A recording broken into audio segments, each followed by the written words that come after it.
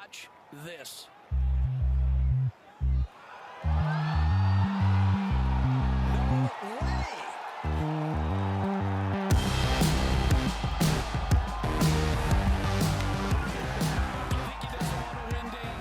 Mark, welcome to the podcast. Thank you for guys. having us here. Thank you for having us at the wonderful Cumberwell Park. Cumberwell Park, which is just, for those who do not know it, I mean, it's just the most wonderful facility, and it's just outside of Bath, as you and I in Bruce sit today, and it's as far as a facility, and just the whole environment is wonderful, Cumberwell. So, Yeah, I mean, as we drove in, great place. As we drove in, there's a 17th at Sawgrass, something. How long have you been here? So we moved back from the US, my wife, daughter, and myself, kind of during COVID, really. So we were slightly enforced by the travel ban. I remember when they announced it, it was in the end of March. It was actually, I was going to go to the Players' Championship that week. And that's when COVID, what's this? Yeah. And I was about to go on the Friday, and a friend of mine I was going to be working with that day said, just kind of hold a second because we're not sure what might happen. Then the following day, there was no fans allowed, and the following day the event was cancelled, and the following whatever week the tour was postponed for a while.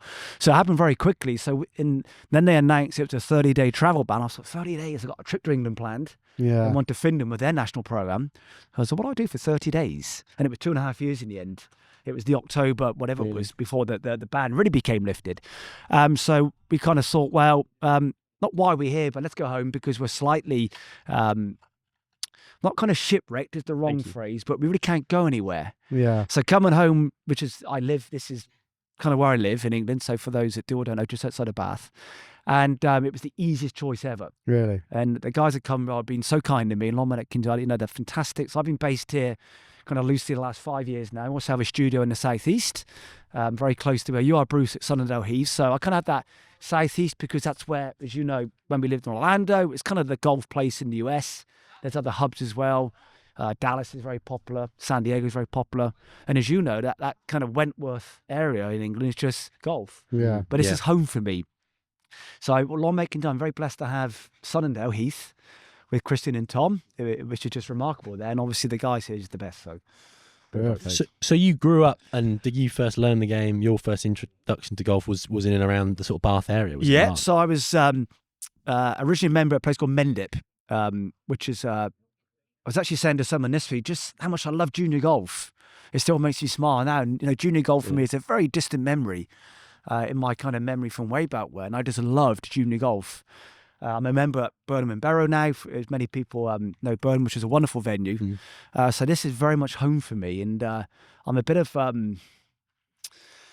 home bird anyway. Even, I've been very blessed to travel the planet, guys, many, many times. And it's always, regardless where we are and where we're based, home is kind of Somerset for me. So, yeah, my spirit is connected here hugely.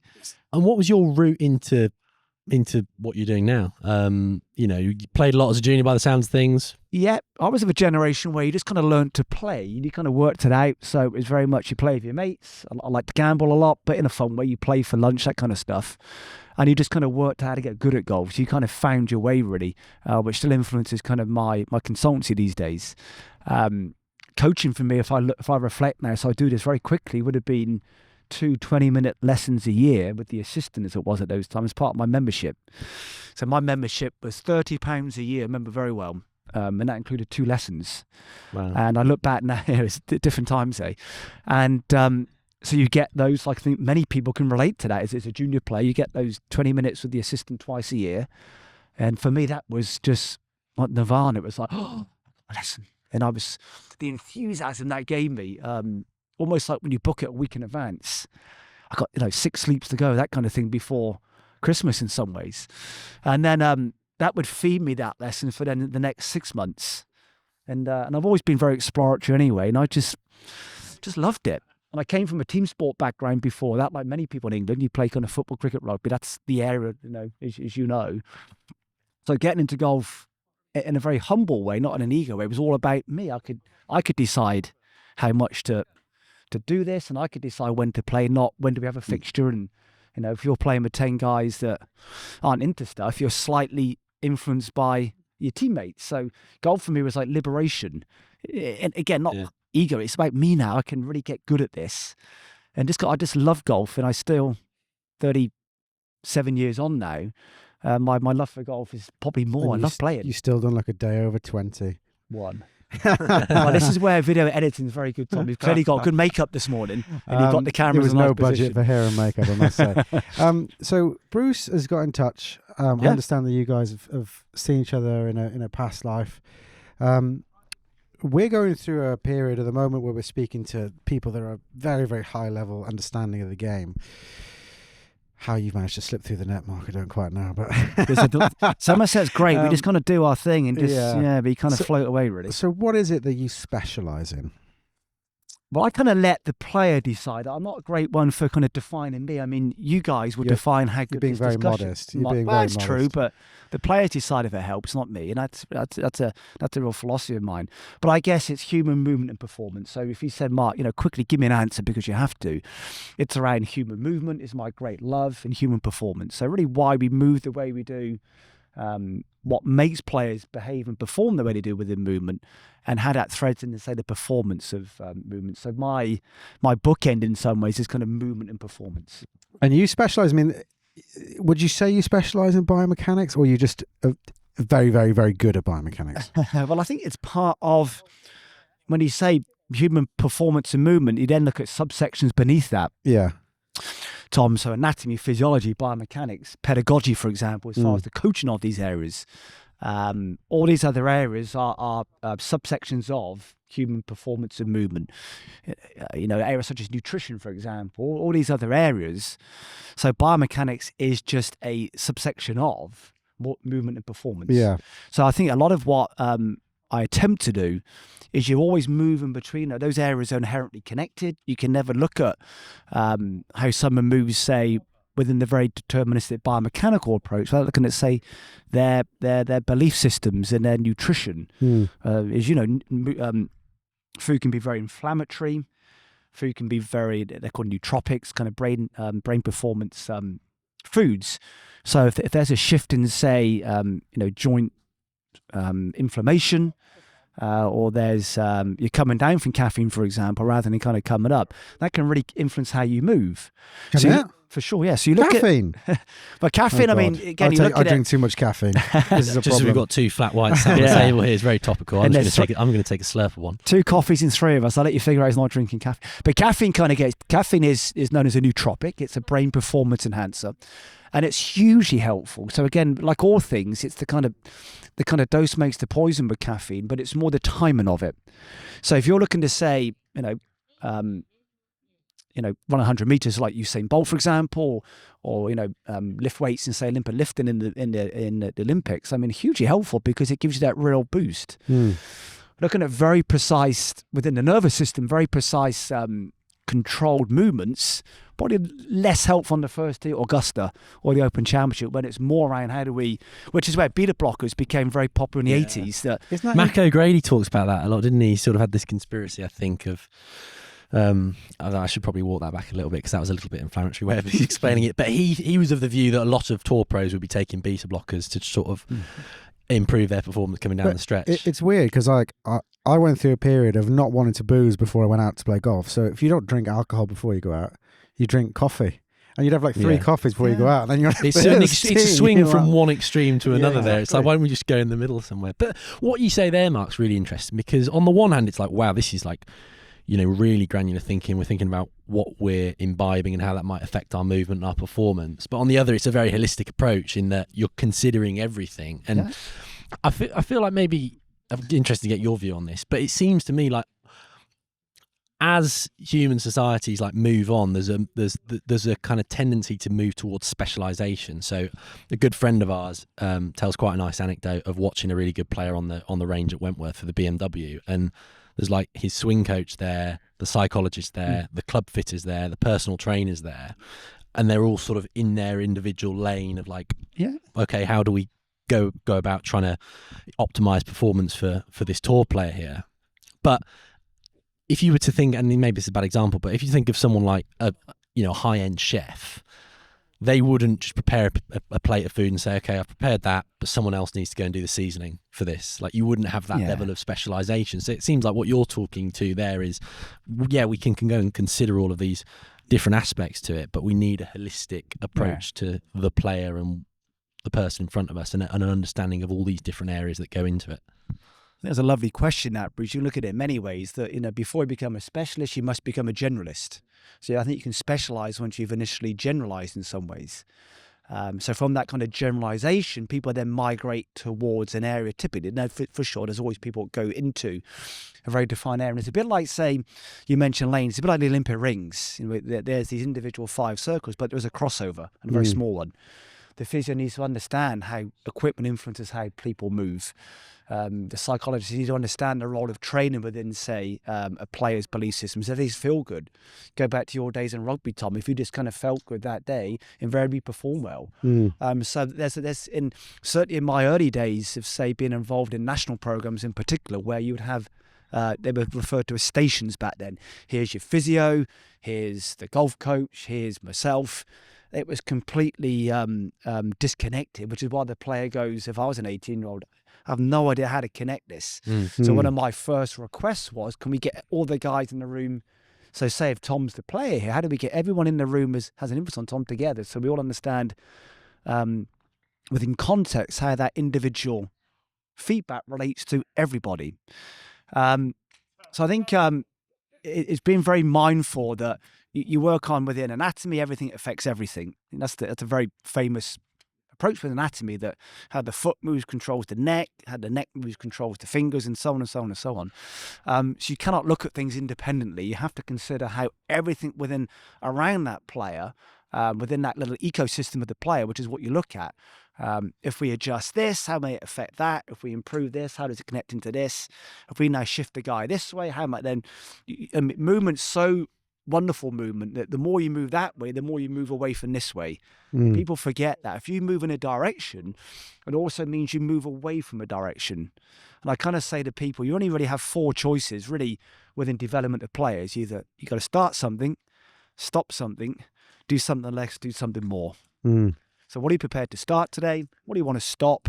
What are you going to do less of? What are you going to do more of? And that really is, when you look at, say, if you want to, I don't like reductionist views in any way, because when you filter out the good stuff as well as the bad stuff. But when you look at, say, performance, it's about 2 things, become more, become less. That is high performance golf. Let's do a bit less of this, guys. Let's do a bit more of that. And to understand what you need to do less and more of, you need to understand everything around that little ecosystem of the player, that a slight shift in the type of water they drink, for example, can have a tremendous influence then on how that kind of migrates. It's called chaos theory, which I'm sure you know.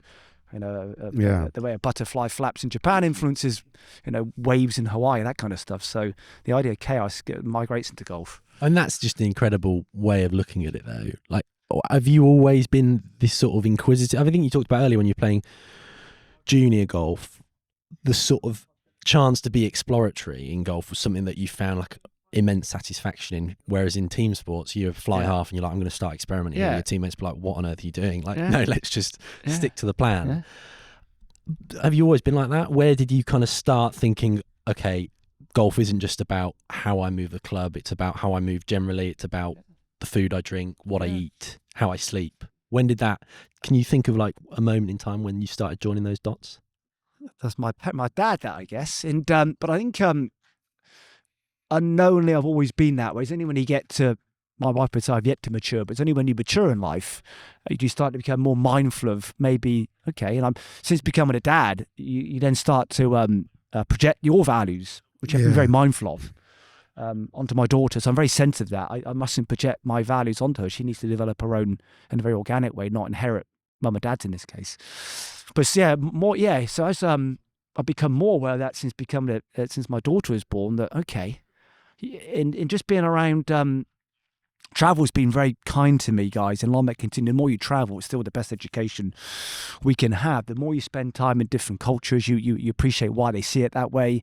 The more you spend time in different development systems, you understand, okay, if I go to Korea, if I go to North America, if I go to Australia, if I go to Russia, for example, they develop players very differently. So you just look at what, you're very blessed to kind of almost take bits from all these different experiences. I call it it's like the washing machine effect. You throw what in and just see what comes out. You throw the colours in and see what comes out. It's a bit like that. My wife would be angry if I did that. separate whites. You've got at to all throw time. some chaos in, haven't you?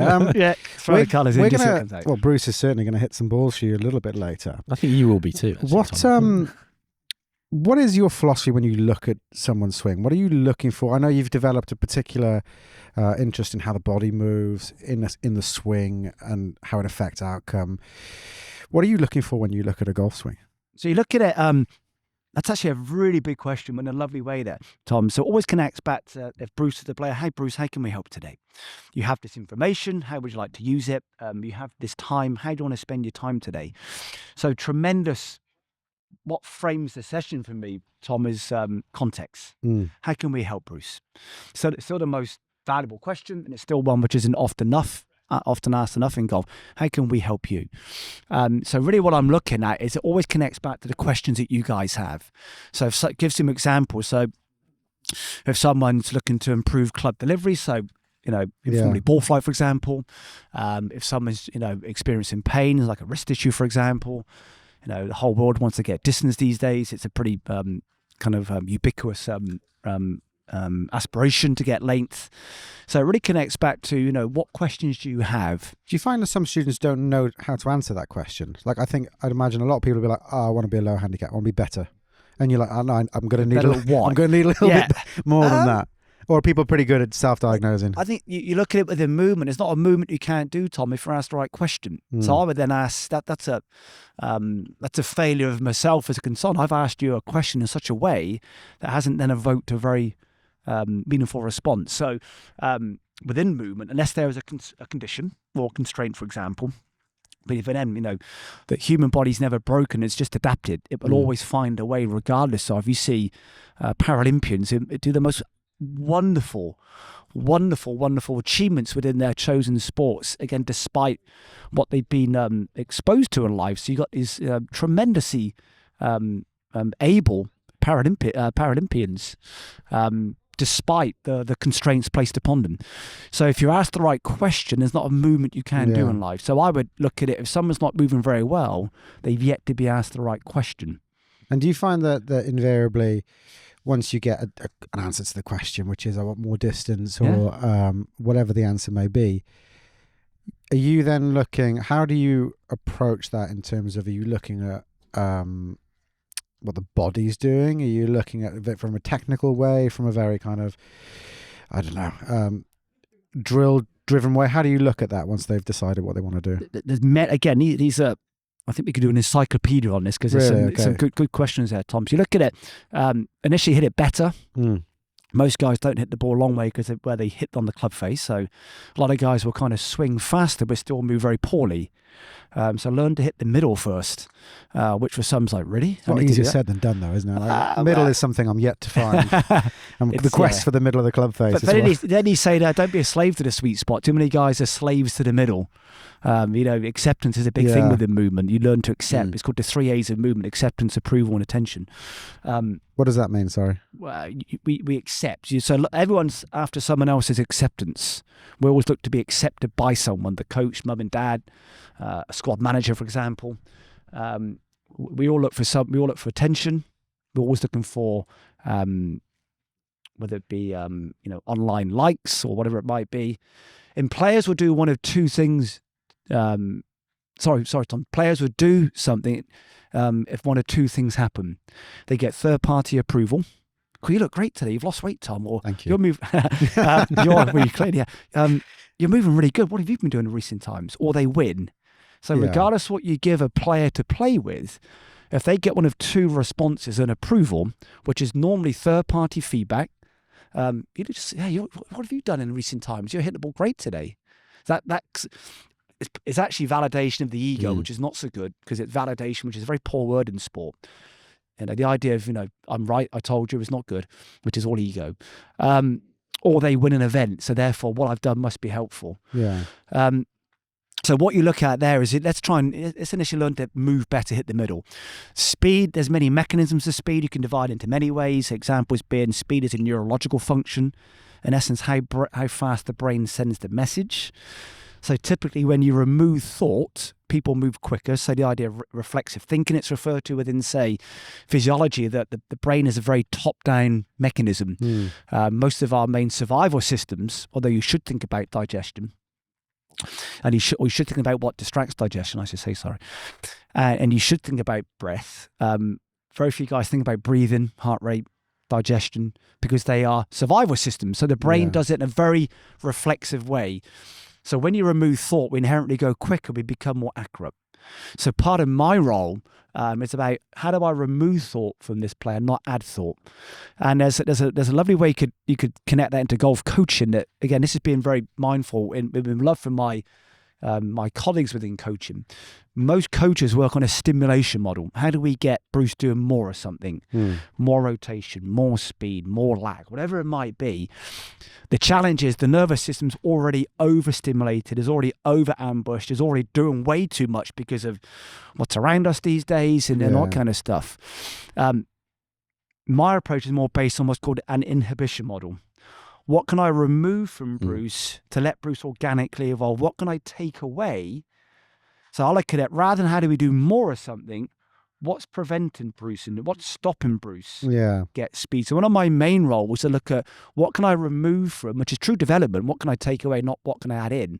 What can I remove from Bruce today to help Bruce evolve? Not what can I add on. Swing thoughts of Bruce. You'd be doing some really good work. God's work. But the real... I don't realise what sort of rabbit hole we've opened up here, Mark. The real skill, though, guys, is knowing which thoughts to keep, which ones to take away. So, having no thought is a thought. If you say don't think, well, that's an active thought. I'm thinking not to think. Do you find some ways, and sometimes you can provide swing thoughts that are actually completely non-related to what they need to do, but the act of thinking about something else takes away a thought that's causing a problem? That's it. I mean, change the way you think, change the way you move, really. And one of my first questions to many players is, what other ways can we look at this? How many different ways can you see this today? So one of my main questions I ask many players at the start is, well, what other ways can we approach this? How many different ways can you look at this? So when you try, and that's the only thing you ever really own in life, the way you choose to see something. It's the only thing you ever truly actually own, that you choose to see it that way. So one of my big questions is, what other ways can we look at this today? So if you change the way you think, you'll then start to shift the way you move, for sure. Physiology is very defined, and it's great physiology. You really have two choices within our physiology. Either change your behaviours or change your expectations. It's a very defined question. We either need to change the way you behave, Bruce, in this case, so movement's a form of behaviour. Nutrition, sleep, training, values, they're all behaviours. What drives our behaviours are our beliefs. So and what it connects back to is our belief systems. Why do you believe X to be true? So how you start to shift behaviours, Tom, is by shifting beliefs. Hence, we kind of said off camera today that I said to most guys, hold strong beliefs very lightly. We all have these very rigid beliefs in life, which are great, but be prepared to shift when new information comes along. So typically, you need to change your expectations in life. If you're happy just doing anything, that's great. I don't tell anyone what to do, but then we must expect something different. So that's one of my main roles around, how many ways can we look at this? A friend of ours, James Day, always said swing thoughts you need to be as happy to take them on as to give them up. Absolutely right. It's like a shelf life. The other way is looking at it is like swing thoughts, they're not like fine wine, they're like milk. They might have a shelf life to them, and we sometimes think, well, I had this swing thought a year or two ago and I just played amazingly, so I'll try and recapture that. But your lived experience in that year or 2 years. Do you ever get to the first tee and go like, I played really good last week, what was I thinking? What was I thinking? Please let me know what I was thinking. But I think it kind of touches on what Mark was mentioning there. It's like I think there's almost like a safety that you feel in having some thoughts. I guess so much behaviour in the 21st century is rewarded by like analytical thinking, and if I just apply brain power, whatever brain power I have to this problem, I'll get a better outcome. And golf, you can see how that is not always the case. You can think about something really hard and then it's just like a stack of cards that just comes tumbling down. But I think that some of the things you're talking about there are very philosophical and, very top 6 inches. But then, if my understanding is, you look at when you look at people swing, you are highly analytical in the way that you assess the body's movements. Do you believe there's a way that is demonstrative that you can improve a swing kinematically? I think you look at it. It goes back to kind of what you suggested earlier, Tom. There's a real framework you look at that, in essence, if we make it say about that, as you mentioned, Bruce, the information we have available these days, which is a whole different discussion. Really, what data allows, it provides a framework of what you do. So we say through. You mentioned those kind of 3D, the kinematic values, for example, force profiles, whatever it might be. Say through things like force plates. Really what that does, chaps, it gives us a framework of what you do, but it's through discussion do we establish why you do it. Yeah. So I kind of look at the what, why, and how in some ways, through, and this is what we'll do with you, Bruce. And this is kind of what you do in a very somewhat clinical, somewhat kind of sterile way. This is just the framework of the profile you have around your force profiles, those kinematic values, as you say there, Tom. But it's through, and this is where kind of knowledge and know-how start to connect in, and also evidence and experience. I know many guys with tremendous evidence, but no experience of what to do. Yeah. And I know many guys with great experience and no evidence. You have that little knowledge and know-how. How do you use the information that you have? So it's through our discussion. I wonder why you do this. I'll give you an example. I've just got back from a squad session, a 4-day trip. We used to call it warm weather training. It was in Lisbon this week, which is anything but warm weather training. It was more hibernation training because of the conditions there this week. And so one guy did what he did through shoe design. So it was because of a shoe design that made him move the way he did. Another guy moved the way he did through the fact he wear glasses, and his frames were so disrupted to how he moved because of the influence of vision on movement. Another guy went back to the position of his subtalar joint, which is, of course, where the kind of the tibial fibula connecting to the foot and ankle loosely. So more anatomical. Another guy went back to a belief system that he watched a video online about 4 years ago, and he held that belief so tightly. So there's 4 examples there. You produce these values. You say not all rotations are made equal. We could all get to say 90 degrees of say a spine rotation or ribcage rotation, for example, or thorax rotation in the backswing there, Tom. But we all do it in very, very different ways. So their profiles of producing these values are very different. So one through shoe design, one through glasses, one's through a position of his subtalar joint in his right foot. One through this video he watched that he believed to be absolutely true. And I kind of say to guys that beliefs and truths are very different. Not everything you believe is true. Very different reasons why they do this. And when you start to explore, this is why you produce those values. What we can then do is then provide the resources to resolve it. So one guy was looking at footwear. One guy was looking at more to wear contacts.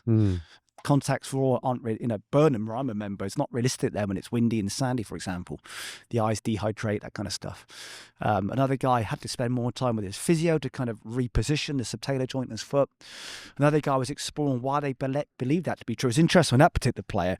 It wasn't so much the information, it was more the person that gave the information. He kind of saw that person as the absolute authority in golf. So if he says the world is flat, then it must be flat. Was his kind of view. So it was less so what was given, it was more so who gave the information. So whatever this particular person says, he would do because it came from Bruce, for example.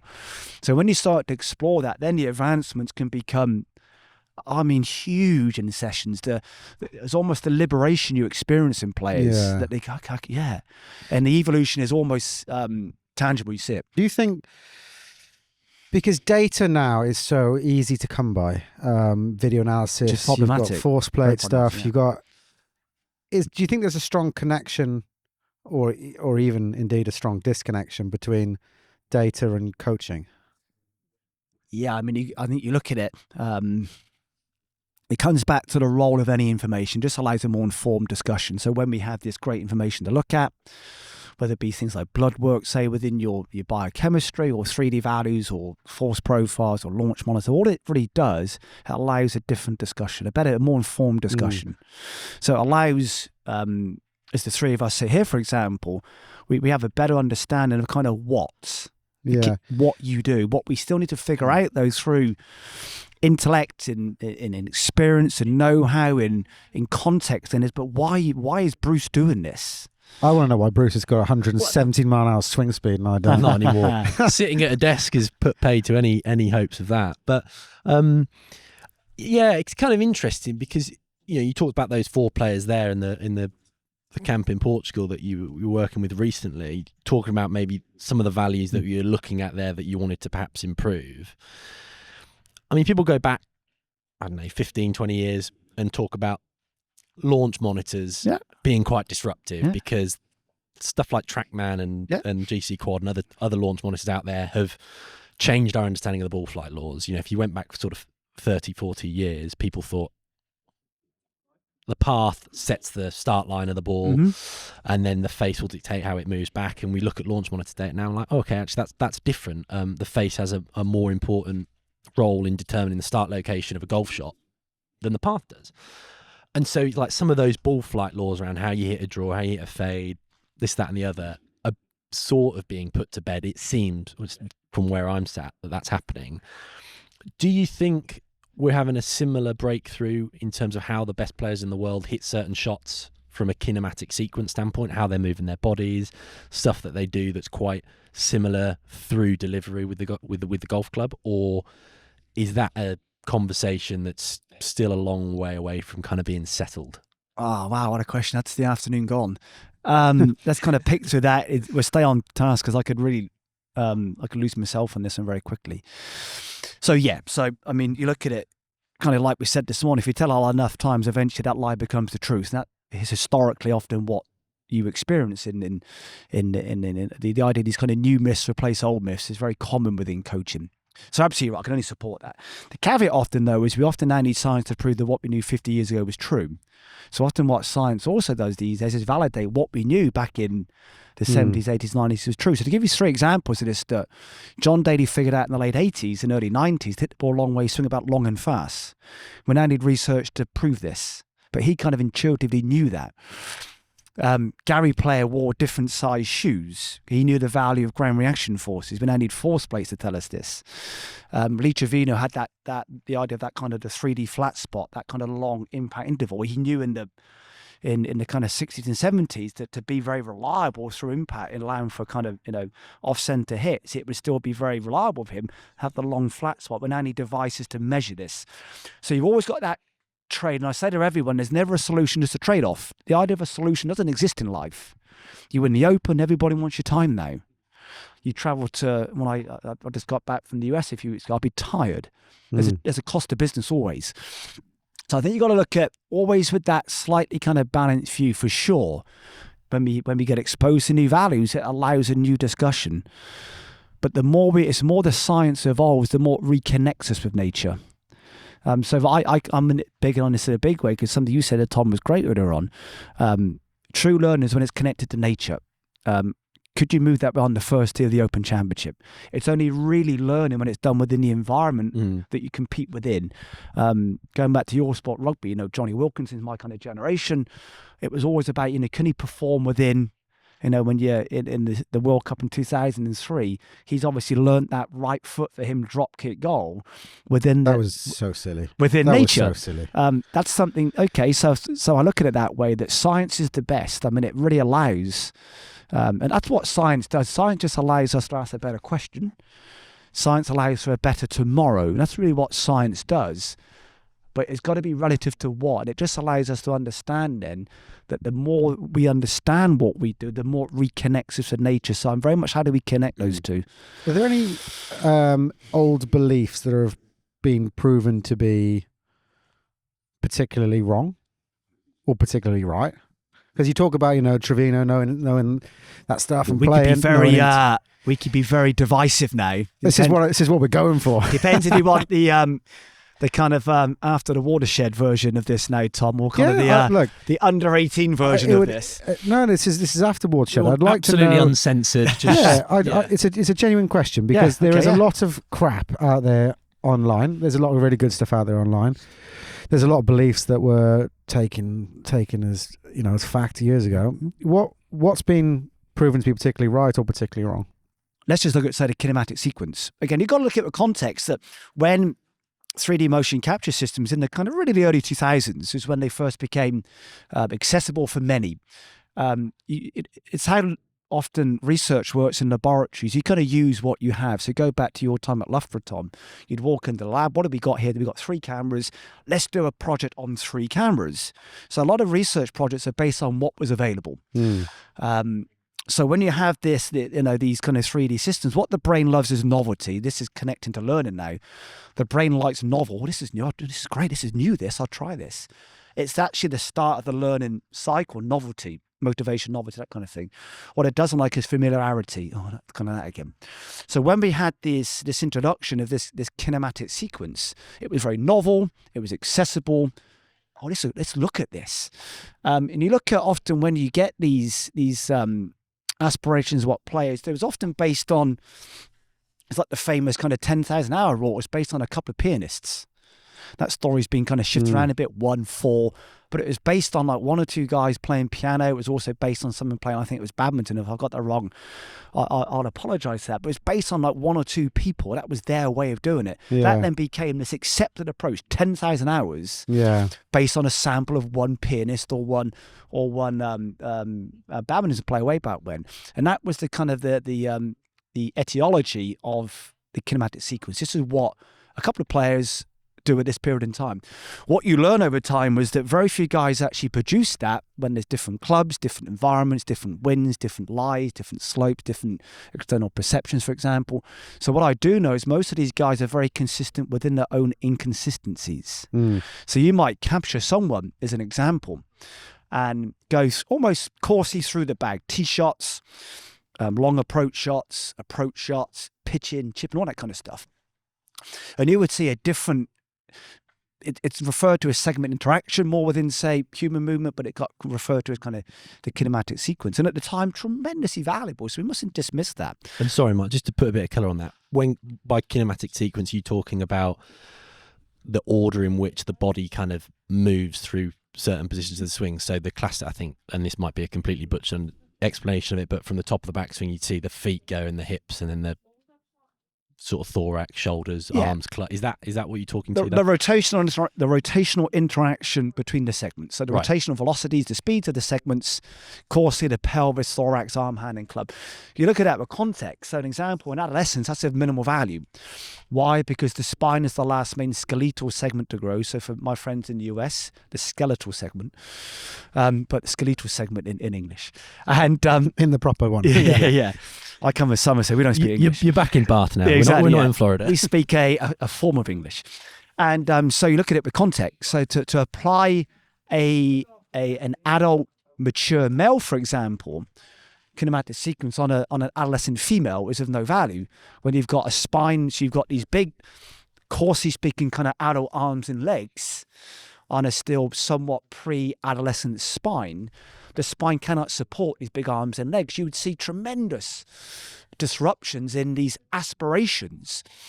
The issue is we've applied an adult male against an adolescent female who's yet to fully mature skeletally, myofascially, the tissues, for example, the growth plates haven't yet kind of fully fused.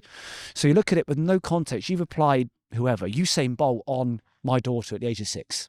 So that's where it got slightly unhelpful. It's a sample of how many hitting balls in a laboratory, off a mat into a net. How is that connected to nature? It's not. The minute they go at Troon last year, with a real hard wind off the sea, on the Sunday of the Open, they're going to move very, very, very differently compared to that lovely laboratory mats and nets and what have you. Because you look at it, that the 2 biggest feedback systems we have are feed or flight. This really came out of COVID. I remember at the time, during those kind of lockdown phases we had, if you're lucky to have, say, a net and a mat in your garden, you could still kind of hit balls.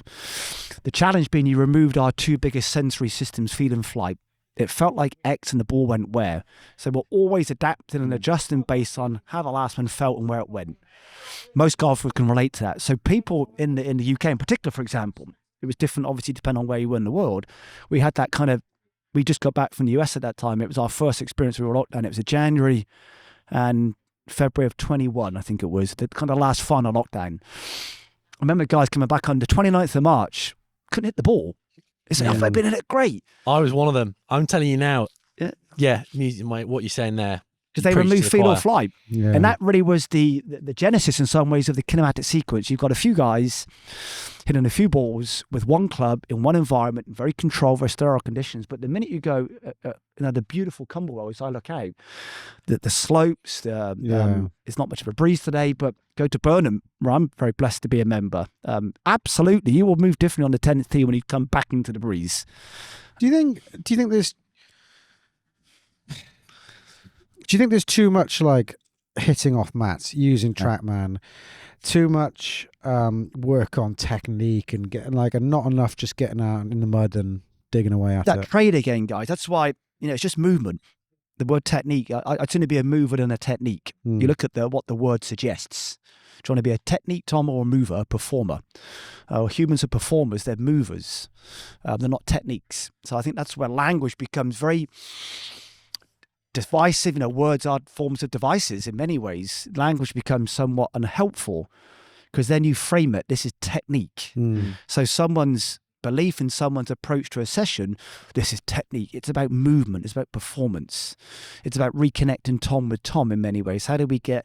I'm big on this in a massive way, and certainly as we speak today, I did a little review to the squad.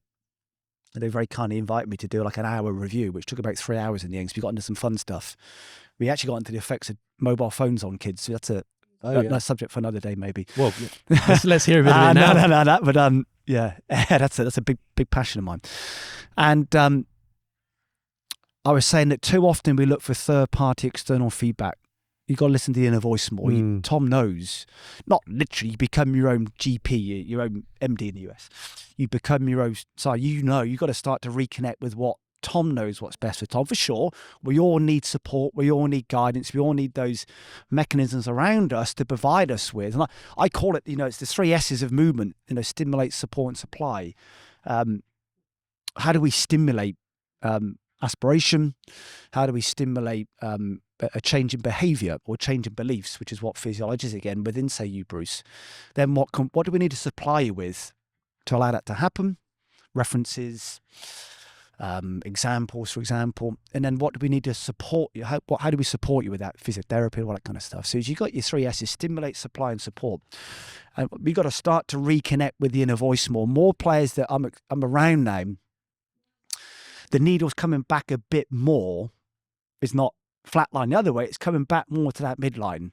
What does all this mean to you? So when I give you, when we start to discuss your values, for example, Bruce, if anyone's been around me working, it's almost my kind of first question based on what we've just discussed. What does all this mean to you? What's your understanding now of what we've discussed? It's a terrible phrase by a guy called Norman Deutsch, but it's a wonderful phrase. He talks about that. Would you eat someone else's pre-digested food? and that's often what learning is, that you are given my experience. This is what you need to feel. This is what I've done. This is what you need to do. That really is pre-digested food. They've taken the mineral density, the nutrient value. You're left with the waste. I don't want to particularly eat someone else's waste. And that really is learning. It's got to be truly authentic, truly organic to you, that when we have this discussion, you must allow the player to start to experience and relate what it means to them. What's my understanding of? Got to get true meaning into this. Do you think they know enough to be able to answer that question, though? If they're asked the right question, yes. My daughter can do one, at least I hope so. Wonderful things that nominate continue when the environment asks the right question of her. Yeah. So one of my roles within Sibio, as a name, is to try and I want to manipulate the environment a lot. And she has the answers. And going into older kids, so the guys I saw this week in Lisbon, if you allow them to learn, that's one of your big things. You must let the learner learn. You must give the opportunity for the learner to learn. Too many coaches do not let the learner learn. It almost becomes I guess in this day and age, we see it so much with social media and YouTube content, it almost seems like it becomes an exercise in here's a coach saying, let me show you why my beliefs are right. It's all about me, eh? I'm right. Them. Yeah, it's all about me. And that's why you mentioned some offline today, which is so valuable, what you said, Bruce, about success. How do you define it? Success to me is a terrible word. It's about self-worth. How do we get self-worth in players? Value. They like what they see looking back in the mirror. So I think you inherently know when you're moving nicely, Tom, you're performing well, life's good. Wilkinson would have been tremendous in the self-worth, Johnny Wilkinson. And I listened to a podcast years ago. It's beautiful. just the way he speaks, by the way, such an articulate speaker, Wilkinson. And he was very much around self-worth. Winning the World Cup for him was very problematic, made him quite depressed. That went for a lot of those guys, didn't it? Yeah, it's like, because there was no Same what as next. Olympians when they win gold, they just don't know what to do next. He sort of went back. There's a story, I think, in his book where he talks about going back and having a hot chocolate in his hotel room, and I think his podcast that he's done recently, where he's just talked about how much a fear of failure just consumed him to, and drove him forward to kind of be the player he was. But you think, how much fulfillment and happiness was there in that? Because to us, as outside observers, you think he must have been loving it. But a very dear friend of mine, Sean Foddy. So Sean is the main reason I went to the US. So Sean has been unbelievably kind to me. And it's the reason why our family moved to the US, because of Sean. So Sean told me a wonderful story years ago around this famous greyhound that had never lost a race ever. It raced hundreds of times and never lost a race. And then one day, the greyhound didn't win. And the trainer goes, "Oh, you haven't won, do you feel good?" And I feel great, all good. You feel okay? If you train, I feel great. But you haven't won today. He goes, "Well, I've been chasing this rabbit around this track for the last 10 years. And finally, I caught what I was chasing. I figured out what I was chasing was a tin can. It wasn't real." Yeah. And that's often these players, they finally climb Everest and they figure out what they were chasing wasn't real. So the come down is so high for these guys. Almost, so that's a lot of players. There's also nowhere to go. It's like once you're at the top of Everest, and all you want to do, you've been working on mountains until you get to Everest, and once you got to the top of Everest, it's like, all right, okay, there's nothing higher so than high. this. Yeah. So what do I do now? And that's where we've talked about it a bit on the podcast. I mean, it's sort of armchair speculation to a certain extent, but Scotty Scheffler's obviously been on an incredible run over the last couple of years, and the stuff that I've said that has stood out to me is that it's he's almost at pains to say how golf doesn't define him and his identity. Obviously his faith is a huge part of who he is, and you can see he gets very, very frustrated at times when he's not playing well. But the fact that he wins the Masters and he says how he's very much looking forward to getting back and seeing his wife and kids, and he talks a lot about God and his faith. It seems like, and again, outside observer speculation, I don't know if it's true, but it seems like he's actually moved away from some of the stuff we're talking about there, and winning the Masters, being world number one is his Everest. He needs to stay on the top there, and maybe has a healthier relationship with the game than a lot of other people in his position have done. I think, for me, whatever you achieved, it reset those objectives on. So you win the Open on Sunday, Monday morning, your main priority is to reset. What next? What now? And that's the issue for some guys. There's kind of one major club. They kind of win there, which is, what an achievement to win a major is just remarkable. So that's not being dismissive, but mine would be on Monday morning. Okay, what now? You got to reset again. So for many guys, the come down from Everest is more brutal than the climb up. The reason why they don't go up is they don't want to come down. And someone like Scheffler is very, again, a very dear friend of mine. Ted Scott is caddy. Ted is, talk about aligning people. I can't answer on the behalf of those guys, but having Ted alongside him, I'm sure is so aligned in many, many ways. So I think one of the main questions I always try and establish of all players, Bruce, regardless of their aspirations, whether my brother's a 20 handicap who lives in Dubai versus, say, a major champion, is kind of, what you're doing it for, why you're here, and what you're doing it for, really. I think when you understand why they're here and what they do it for. My brother's a very busy guy. He got the brains of the family. I kind of got left with the. I was like the concentrated. Yeah, good looks. Thank you. Luckily, this is not on camera, Tom, so they only hear the voice. The great face of radio. And I'm like the concentrated form of juice. I got the kind of leftovers that my brother got the actual value. And he has an hour a week to do his thing. So he plays golf. That's his therapy. So if you said to my brother, let's go to the gym, his trainer's really like, no chance. Yeah. He's got half a day a week when he's away from, away's the wrong word to use, but he's not with his family to kind of just breathe out. Yeah. So looking at whatever, and so his great love is buying clubs. He'd sooner go and spend £1,000 on a driver than invest in the health of his spine. That's just not his thing. So I'm very mindful of my brother, why he does it. That's therapy. That's his 1 hour when he's a very busy guy, always traveling somewhere. That's his escapism. That's his little therapy from the corporate world he lives within. So you'll be very mindful of that, the why you're doing it, what you hear, and not everyone wants to be a major champion. Yeah. The interesting thing, as far as I'm aware, right, and I'm happy to be proven wrong, is you've got this differentiation between ego and mastery when it comes to the golf swing. Yeah. And as far as I'm aware, being a master, if you were a master at golf, you would hit every fairway, you'd hit every green within 6 feet and hold every putt, and that would happen in every round you played. Yeah. And no one, as far as I'm aware, no one's doing that. Yeah. So there's always got to be space you can move into. You know, every golfer, it's probably the one thing that golf separates itself from every other sport. You can win the World Cup in rugby and there's nowhere else to go. You can win an Olympic gold and there's nowhere else to go. But as far as I'm aware, you can always get better at golf. There's nothing that's stopping you. It's interesting. Getting better. The word you said there, I mean, this comes in martial arts, is you actually look to mastery. So the idea of mastery itself is problematic. It's how do we master the art of mastery? That's where the real evolution lays. So it's mastering the art of playing guitar, being a painter, playing golf, whatever it might be. You're trying to master mastery. And it's interesting. I'm pretty private around things, but I'll share this. I've been very blessed to spend a bit of time with Luke Donald the last few months with his own game.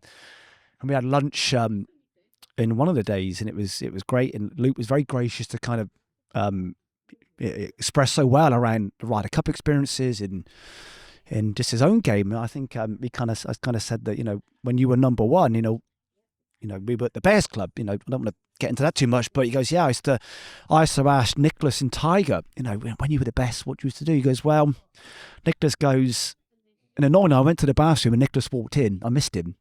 I thought, I need the toilet. So I said, just give me a second, Luke. And as I walked in, Nicholas walked in. I was like, great, I missed the opportunity to kind of to see him. And so he goes that Nicholas would say, well, I kind of hit the fairway, hit it to 15 feet and hold a putt.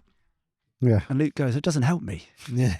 Well, I didn't ever practice short game. Well, I didn't really need to. And then Tiger, he'd sit and speak with Tiger, he'd said, and well, I'd hit it further, I'd hit it closer, I'd hold putts. And so Luke goes, asking these absolute mavericks in many ways, which is what they are. These, the Usain Bolts in the kind of Daley Thompsons, which is kind of my generation, the decathletes and that kind of stuff. So to ask the Nigel Mansell, is that my generation of kind of English kind of sports stars? What do you learn from these guys? Not a great deal. Yeah, a friend of ours knew. It's from Northern Ireland, plays his golf out there, and knew Rory when he was young, and he said he was watching Rory chip. And he's watching him chip. And he's like chipping it to within like 6 inches every time. And he goes over and says, Rory, you're really good at that chip. But, what are you thinking? Are you thinking like engaging the bounce? What do you need to get your weight for? And he's like, I'm just trying to hold it. Just hold it. So I think what you learn from these guys is very, obviously there's always value in most things. You'll find value in anything, really.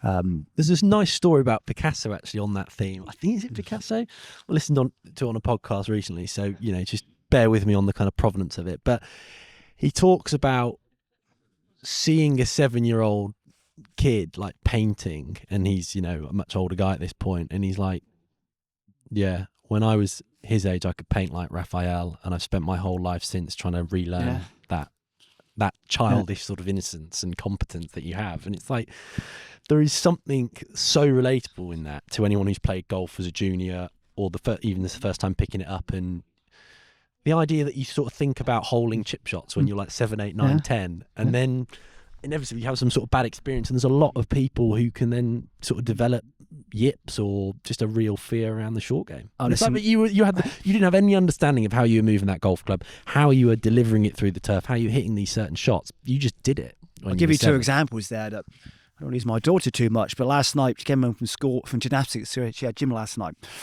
Let's go draw a leaf, she said. I don't know where she got that from. And that first leaf looked more like whatever. Then she'd do 7 more leaves on a piece, and each one got more precise.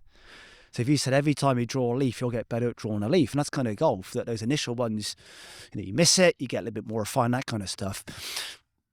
You inherit fears through life. Very few people are born with a fear. There's these inherent fears of falling over and drowning that we have, which are part of our kind of biological evolution.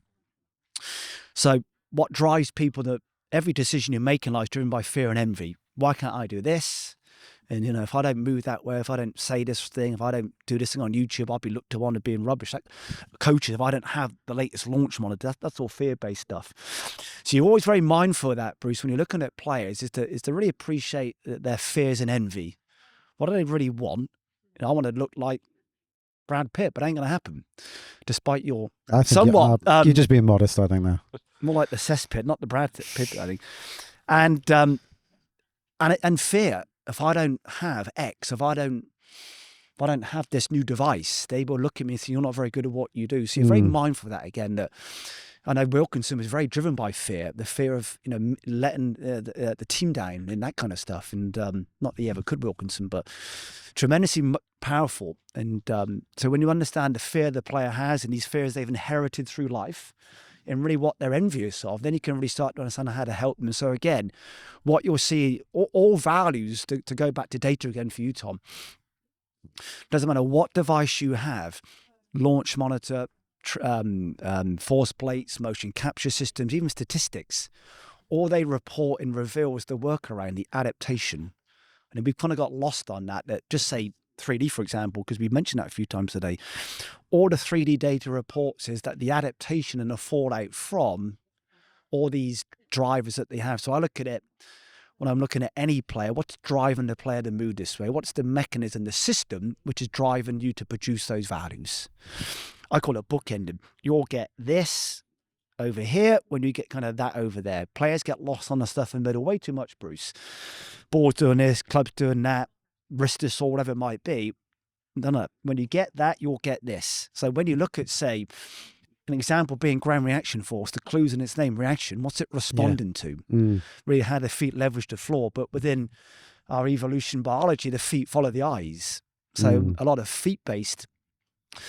This is a real expansive kind of bookend. So apologies for missing out much of the context now, but most ground reaction forces, what they represent is hand-eye disruptions. So within our nervous system, when there's a disruption between hand and eye coordination or vision, which is what drives 80% of our movement, the feet follow the eyes. So kind of where we look is where we move. Our eyes drive our behaviours. So if you see a foot issue or foot leverage issue, what it really is a hand and eye disruption within our nervous system. So that's why it's called a reaction force. It's how the foot reacts on the floor, but the feet follow the eyes, the feet follow the hands. So within the hierarchy of movement, if you have a foot issue, what you really normally have within more the ecological side of the movement, not so much the anatomy, is a hand and eye issue. I want to talk about something you just mentioned there, which is fears that we have. We had a bit of a discussion on the way down here, Tom and I did, about when you go out about trying to improve at this endlessly frustrating game and maddening game, it can be really quite challenging to try and change something, the way you move, the way you deliver a club, however you want to phrase it, and stay on that course when things get worse. And maybe there's an acknowledgement when you start out on that road that things are going to get worse before they get better, but how do you see that from where you're sat? You've obviously worked with incredible players who, made champions, who always want to get that bit better. But it seems to me there's the inherent human emotion that almost shies away from, even though you might understand it intellectually, things have got to get worse before they get better. As soon as you start going down that path and you see your performance and that external validation that we talked about earlier, when you see that start to drop off, it can be really hard to kind of carry on down that road and, staying on that course to try and get to that light at the end of the tunnel. How do you see that with some of the players that you've worked with? So you're going to look at it in a few ways, Bruce, that inherently comfort kills us. So we're killed via comfort. So I say to most guys, if it's comfortable, never do it. It's kind of embracing the discomfort in some way. So frustration is the entry point of learning. Damn, whatever it might be. And the idea of getting worse before you get better, not really, if I was being really honest. You don't think that's a thing? Not at all. That's what that really means is they don't really understand exactly what they're trying to do. So the more time you spend on day one, the less time you spend on day two. If you fully understand the question, I use the word solution in a very coarse way, the solution would just emerge organically. Why guys get worse is they don't really understand what they're trying to do. They don't fully understand the question. What is it exactly? So the more time you spend understanding, they're called problems in movement. Not as it's problematic, but they're called movement. They're referred to as koans, K-O-A-N-S, movement koans, riddles. These riddles that we're trying to resolve and these problems. If you fully understand the question, the answer almost immediately would just appear. Most guys go straight to the answer without fully understanding what they're trying to do. Do you know why you're doing this? Do you know really why it's happening? What's the real driver behind why you do this? So the more time you spend on day one, the less time you spend on day two. Most guys go straight to day two, which is why they get disruption. It gets very they're distracted in what they do. It's very variable. It's unpredictable. What that reveals is you've gone straight to, call it the answer, for the purpose of the discussion, without really understand why you need to do this. So if anyone has had the unfortunate pleasure of spending time working with me, we can spend hours discussing why you do this. And almost every player, and I mean this in a place of honesty, Tom, if I think even just this year, as we you and I sit in Bruce sit then towards the middle of March as we record this, I don't recall one guy this year not figuring out what they then need to do, truly authentic to them, because they fully understand why they do what they do. Own. So the idea of getting worse, all it really reveals, you don't really understand what you're trying to do. Yeah. Well, I think... sorry, Polly, can I jump? That's why when coaches say it will take time, that's a coach insurance policy. What they really mean, the coach doesn't know what's going to happen either. Yeah. Take time. It's going to take you weeks to get good at this. Where have they got that value? Is it like an arbitrary pluck it from a hat? Weeks. Right. Yeah. Again, if you really know what to do and you know why they do it and how to resolve it, it's pretty much somewhat, again, the early embryotic form is fairly immediate. Okay, it will get more refined over time. But often when coaches say it will take you weeks to get good at this, that's their defense of saying, I don't really know what's going to happen, so I'll say weeks to kind of defend me. And I mean that not in an abrasive way, but that's often what you see within that environment. That's a bombshell. That's on that bombshell. I mean, we need to go. I don't want to cut this conversation short, but however, we're about to watch some of Bruce's movement riddles. I'm going to watch some of your riddles, I think. Cohen's as well. I think we both, we both got to get stuck in here. I mean, we're going to go and do some filming now. We're going to see some of your stuff in action.